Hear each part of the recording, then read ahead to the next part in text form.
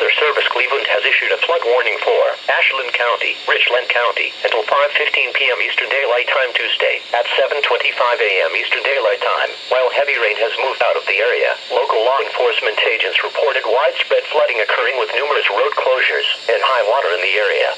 In addition, the Black Fork River in Shelby was reported out of its banks in town, and flooding will likely occur all along the river in Richland County down to Loudonville in Ashland County.